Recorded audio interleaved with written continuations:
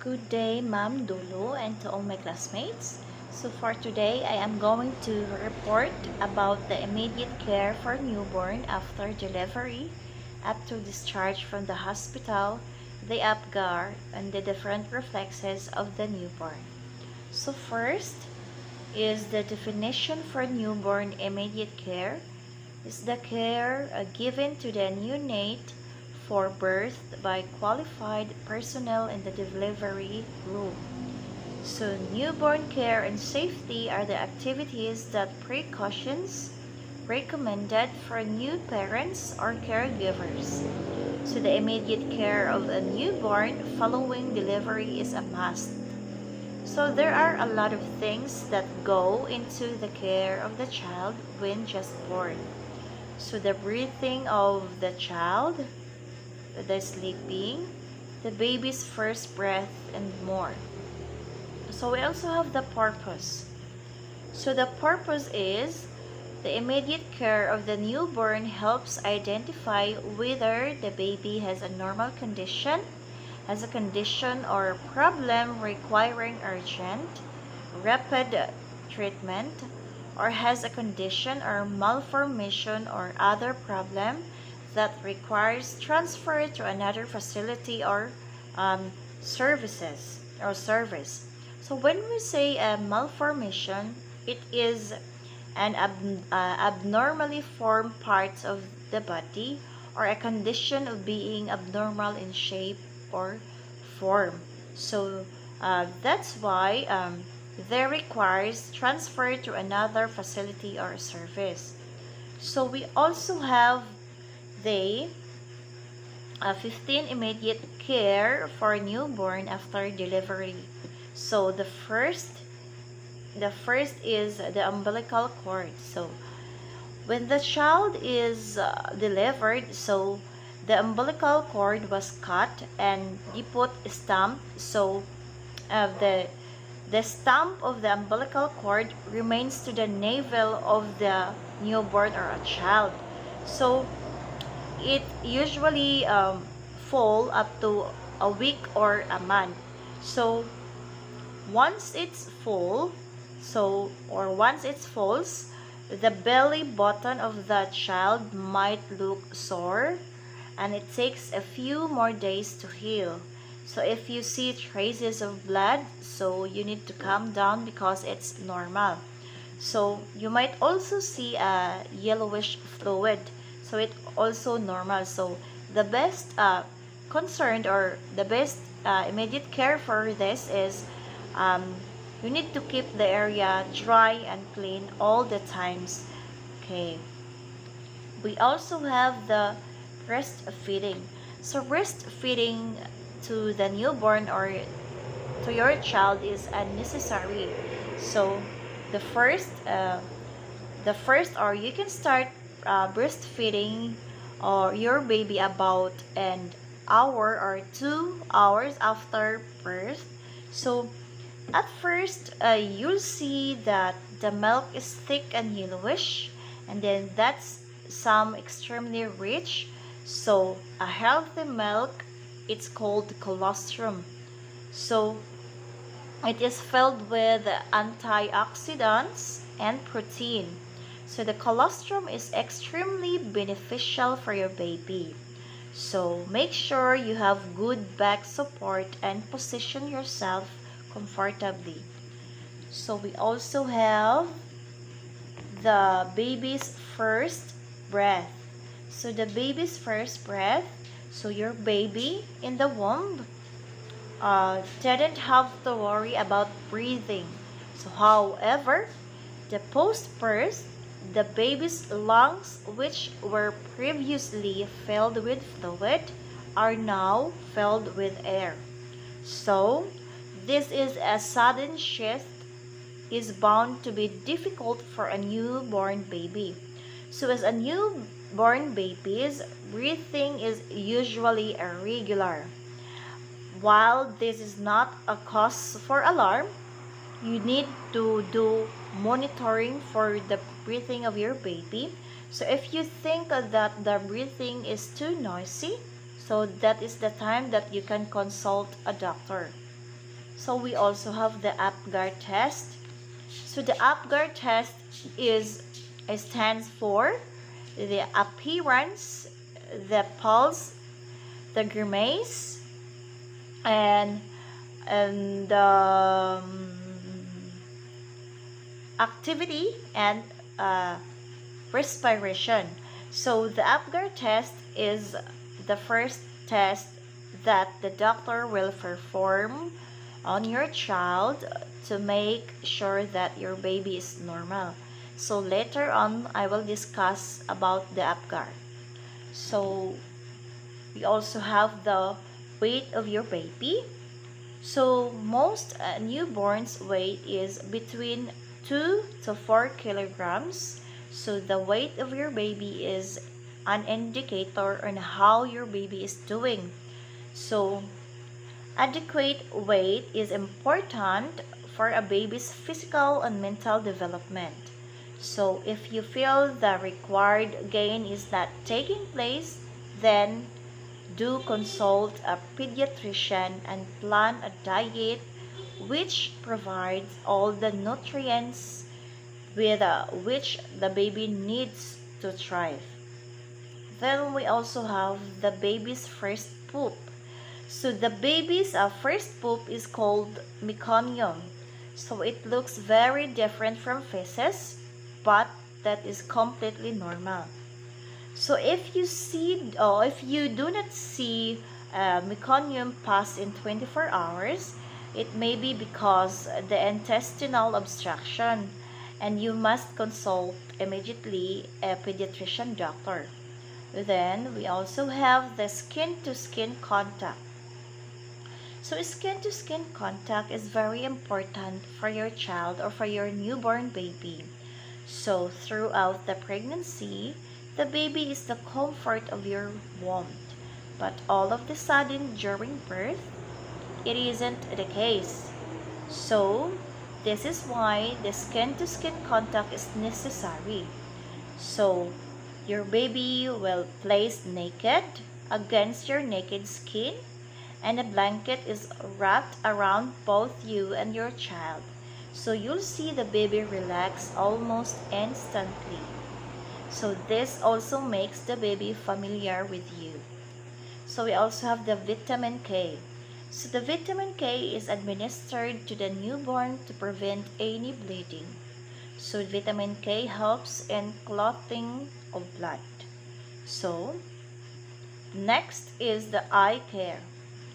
Your baby's eyes are extremely delicate and sensitive. So almost within an hour after birth, the doctor will put eye drops to ensure that the baby's eyes are free from any infections. So make sure that the baby's eyes will clean all the times. Then we also have the BCG and Hepatitis B vaccination. So in every vaccination is important to your child. So mark the dates and make sure to get your child or newborn baby's vaccination or vaccinated. So the BCG offers protected against tuberculosis, while the Hepatitis B vaccination is extremely important as the disease is fatal. So there's no escape for the Hepatitis B. So even the age. So we also have the sleeping. So you'll see that the newborn babies never sleep when you wanted them to, and always sleep when you don't want them to. So that's an opposite way. So usually the parents, or especially the mother, encounter this kind of situation. So the next is the bathing. So it is recommended that for the first week and a half, you give your child a sponge bath. So we can apply here, or this is where we are going to apply the infant care procedure. So use a soft cloth and some warm water and wipe your baby clean.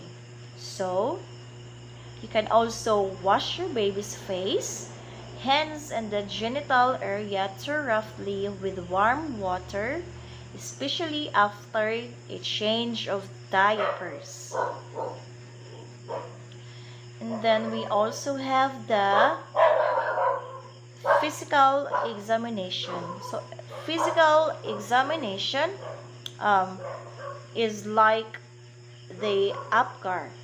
It is a physical examination after the birth is necessary. So the doctor will examine to see your baby is healthy. Then, so physical examination it includes the general appearance of the baby.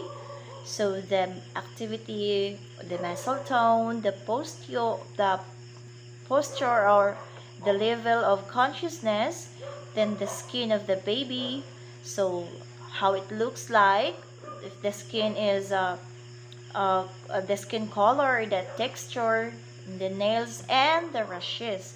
We also have the head and neck. So the doctor will examine the shape of the head, the soft spots also, then the baby's skull, then the bones across the upper chest. Then we also have the face of the baby. The doctor will look at the eyes, the ears, the nose, and the cheeks. Then also the mouth. So the roof of the mouth, the tongue, and throat. Then we have also the lungs. So at the sounds of the baby mix when he or she breathes, this also looks at the breathing patterns. Then the heart sounds and pulse in the groin. So the femoral. So we also have the abdomen. So this is looks for any masses. And then we also have the genitals and anus.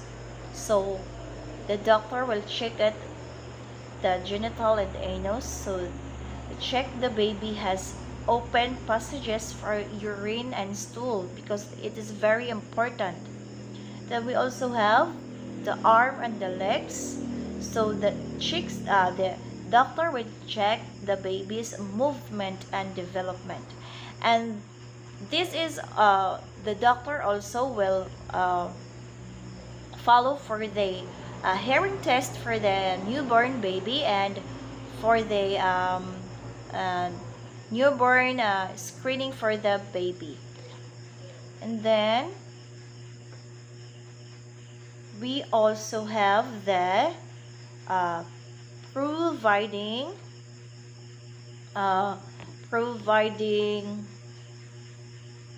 warm for the baby or for the newborn. So swaddling your baby is more important than you think. So keeping your baby warm helps in regulating the body temperature of the newborn. So because the newborn child does not have as much fat as an adult or a grown kid has. And then the last one is the circulatory and physiological respiratory changes at birth. So while the baby is in mother's womb, the respiratory as well as the circulatory system operate in the way which is very different from the way they will function after birth. So the baby is depending on the umbilical cord for the supply of oxygen. So the doctor slaps the baby's bottom at birth to help clear the airways and encourage breathing. So that's why it is important to monitor the baby for 6 to 10 hours after birth, as several changes take place in the major organ system in this period. So we also have the immediate care for newborn after discharge from the hospital. So what to do after being discharged from the hospital? So after a hospital discharge, you need, or the parents or the mother need to carefully follow all the instructions from your healthcare provider or from your physicians. So here are the checklists that needs to follow. So first is the proper feeding the infant, or the breastfeeding, or the proper bottle feeding for the newborn baby. So we also have the urination patterns. So it is normal that between 4 to 6 wet diaper you're going to change. It also normal for the bottle feeding newborn baby or infant. Then we have the bowel movements and the umbilical cord care. Then the skin care. So the skin care is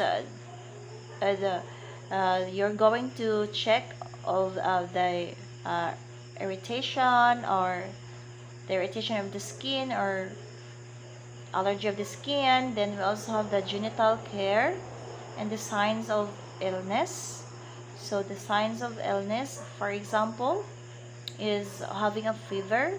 So that's the time that you're going to monitor the baby, and then you can also consult a pediatrician or a doctor. Then prevention of sudden infant death syndrome. So the proper way of positioning the breast, how to do the positioning when you do the breastfeeding a newborn baby, or even the bottle feeding baby. So the car set selection and proper use. Then we also have the follow-up appointment made at discharge.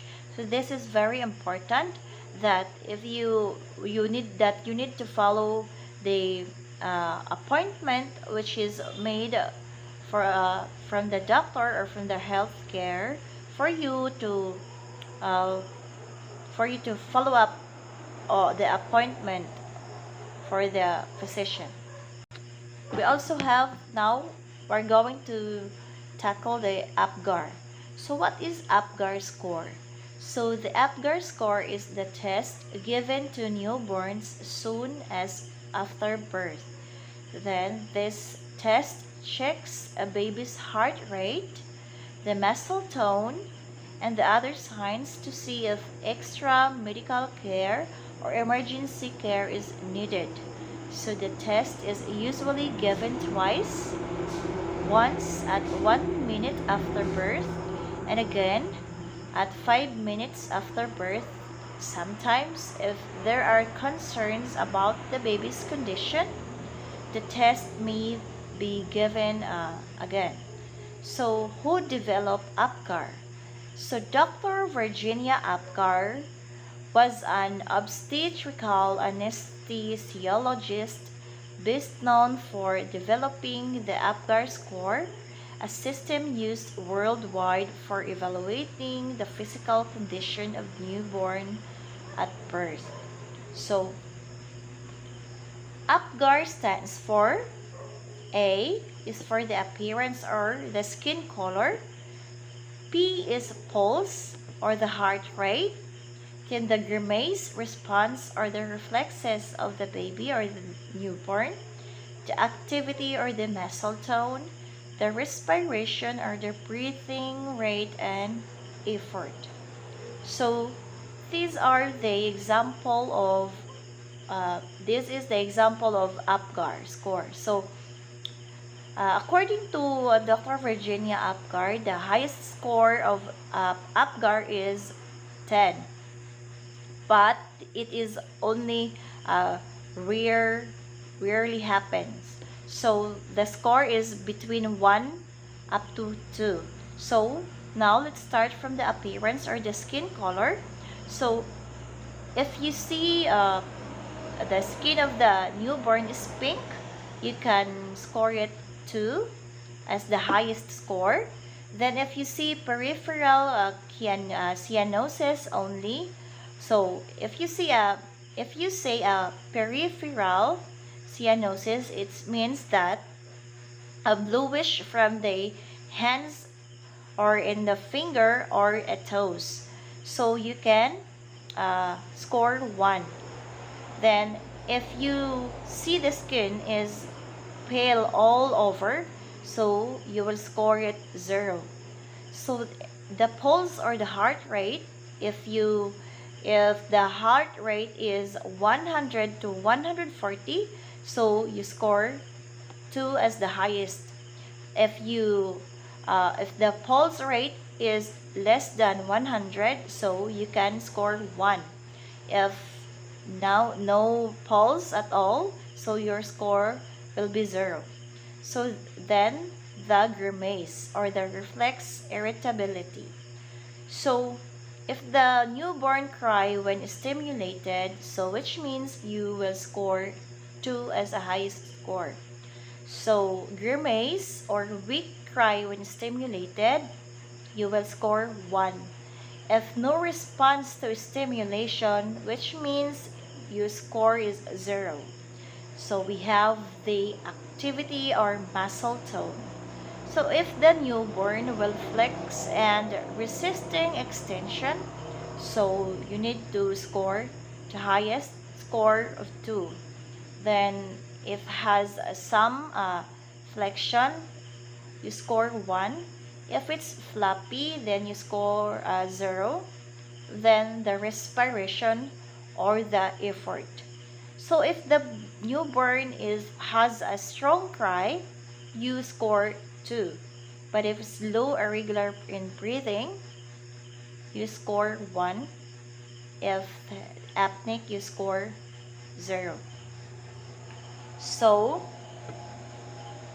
let's go to the reflexes.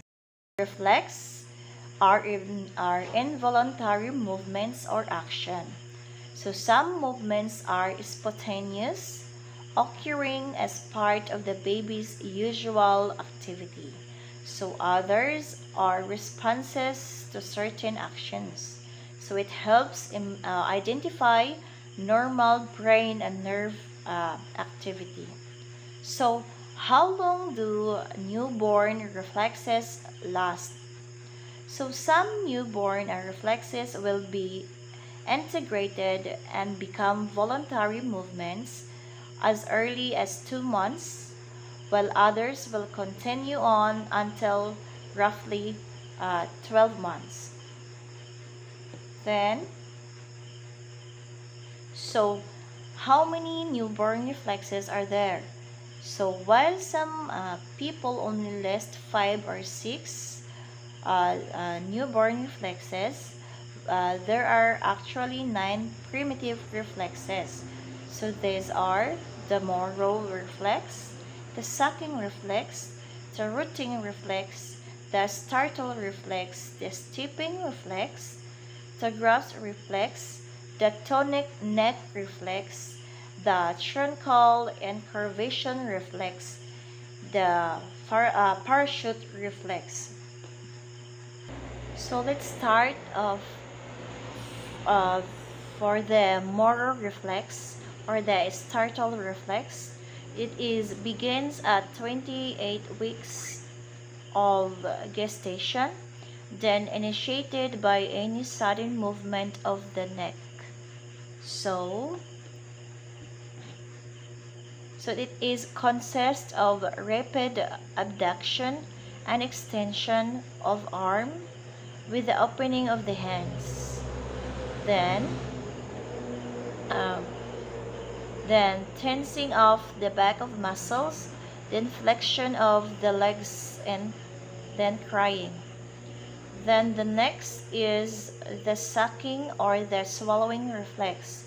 So touching lips or placing something in the baby's mouth causes baby to draw liquid into mouth by creating vacuum with lips, cheeks, and tongue. Then we have the rooting reflex.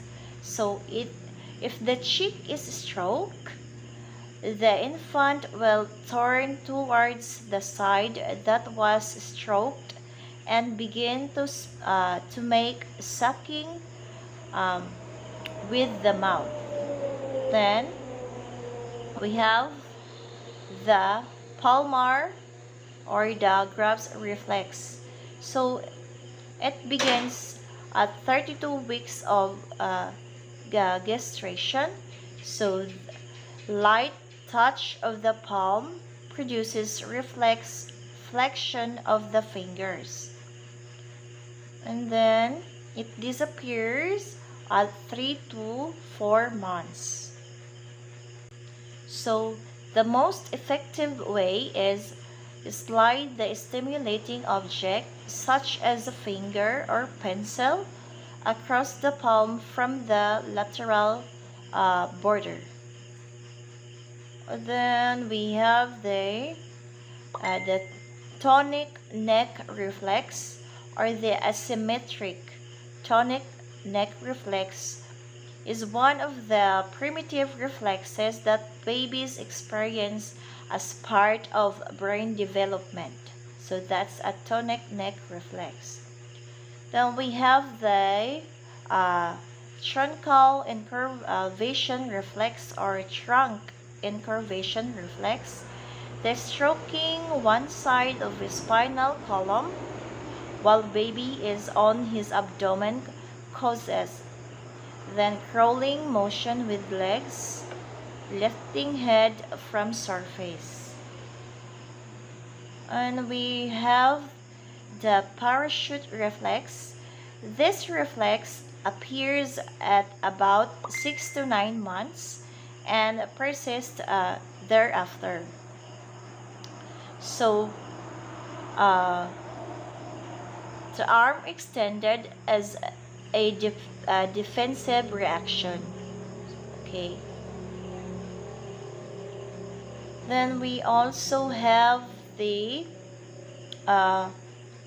additional reflex for the newborn. We have the plantar or the Babinski reflex. So we have the Babinski reflex is one of the normal reflexes in infants. So reflexes are responses that occur when the body receives a certain stimulus. So it occurs after the sole of the foot has been firmly stroked. And then, so how long do newborn reflexes last? So some newborn reflexes will be integrated and become voluntary movements as early as 2 months, while others will continue on until roughly 12 months. But some of your baby's reflexes that started from birth will last long into adult. So this is the reflex or involuntary reaction you have. So this is the example of lifelong reflexes. So first is the blinking in response to light or eye irritation. We have also the coughing when the mouth, the throat, and airways stimulate. Then the gagging when the throat or back of the mouth are irritated. Then the sneezing when the nose or nasal passage or passages are irritated also. So the last one is yawning to deliver more oxygen to the body. So for example, if you're tired or breathing too slowly. So that's it for my report. So I hope you enjoy, or I hope you learned something from it. So thank you and God bless.